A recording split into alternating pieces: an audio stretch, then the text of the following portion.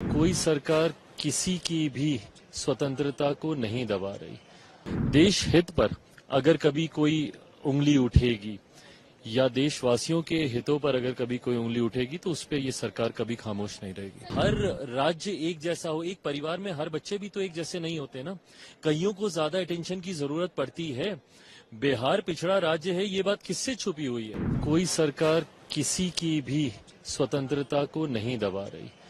और मैं बार बार इस बात को हाईलाइट नहीं करना चाहता, बट ये लोगों का कोई हक ही नहीं है किसी की भी स्वतंत्रता के ऊपर चर्चा करने का।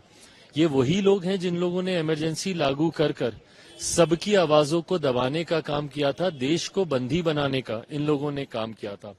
हैविंग सेड दैट, ये जिस व्यक्ति की बात कर रहे हैं उसकी सोच का कोई समर्थन करे मुझे नहीं लगता।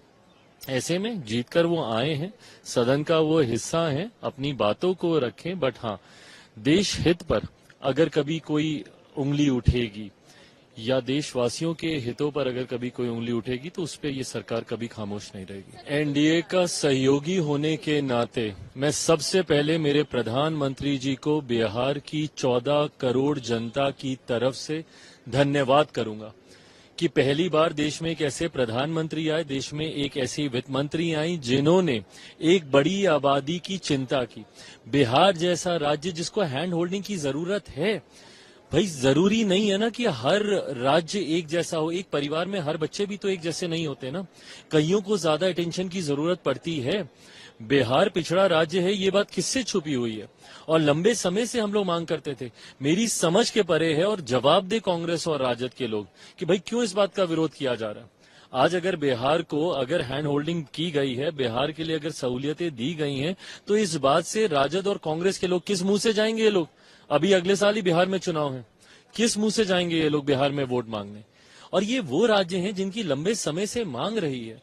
हम लोग लंबे समय से विशेष राज्य के दर्जे की हम लोग मांग करते रहे, बट हम लोग इस बात को भी जानते हैं कि जो प्रावधान है आज की तारीख में, संभवतः उसके तहत तुरंत हम लोग को स्पेशल कैटेगरी स्टेटस नहीं मिल सकता है। पर जब तक नहीं मिल सकता, स्पेशल पैकेजेस भी तो मिलने चाहिए। कांग्रेस की अपनी खुद की सरकार थी ना, क्या किया इन लोगों ने 2004 से लेकर 2014 तक? जब तक ये लोग यूपीए की सरकार में, जब मनमोहन सिंह जी थे, उसी सरकार में इन प्रावधानों को भी समाप्त किया गया ना कि अब किसी राज्य को विशेष राज्य का दर्जा नहीं दिया जा सकता। क्यों इन प्रावधानों को समाप्त किया गया? और आज किस मुंह से ये लोग मांग रहे हैं कि भैया विशेष राज्य का दर्जा दिया जाना चाहिए, जबकि आप ही की सरकार ने, आप ही के प्रधानमंत्री के दौरान इन प्रावधानों में बदलाव कर किसी भी राज्य को विशेष राज्य का दर्जा नहीं दिया जा सके, ऐसे कानून बनाए गए।